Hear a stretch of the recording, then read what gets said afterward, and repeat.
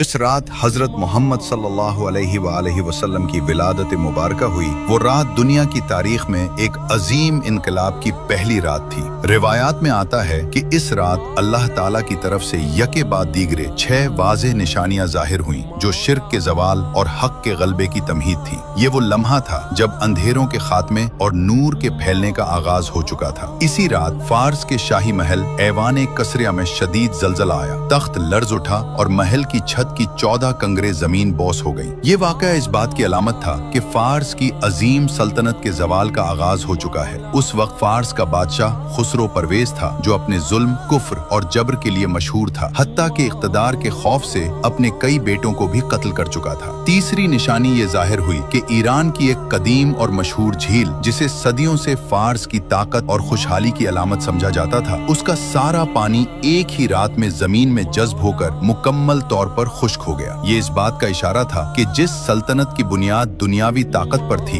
वो अब मिटने वाली है। चौथी निशानी ये थी कि ईरान के एक बड़े आतिश कदे में जलने वाली वो आग, जो 1000 बरस से मुसलसल रोशन थी और आग परस्तों की इबादत का मरकज थी, अचानक बगैर किसी जाहिरी सबब के बुझ गई। न पानी डाला गया, न हवा चली, मगर आग खुद ब खुद सर्द हो गई। ये इस बातिल मजहब के खात्मे की अलामत थी, जिसकी बुनियाद ही आग की परस्तिश पर थी। पांचवी निशानी ये जाहिर हुई कि आसमान से एक रोशन और पाकीज़ा नूर जमीन पर फैला। ये नूर मक्का से निकलकर शाम तक फैल गया और फरिश्ते जमीन पर उतर आए। उन्होंने हजरत आमना बिन्त वहब रजी अल्लाह अन्हा के घर को अपने हिसार में ले लिया। फजा नूर से भर गई और कायनात गोया खुशी में झूम उठी। छठी और सबसे अजीम निशानी ये थी कि हजरत जिब्राइल अलैहिस्सलाम तशरीफ लाए और हजरत आमना रजी अल्लाह अन्हा को खुशखबरी सुनाई। फरमाया, ए आमना, तुमने दुनिया के सबसे अफजल और बरगुजीदा बच्चे को जन्म दिया है। उसका नाम मोहम्मद रखना, क्योंकि वो जमीन और आसमान में सबसे ज्यादा तारीफ किया जाने वाला होगा। ये कोई अफसाना नहीं, बल्कि वो रिवायात हैं जो इस हकीकत की गवाही देती हैं कि जिस रात मोहम्मद सल्लल्लाहु अलैहि वसल्लम दुनिया में तशरीफ लाए, इसी रात बातिल की बुनियादें हिल गईं और हक के सूरज के तुलू का ऐलान हो गया।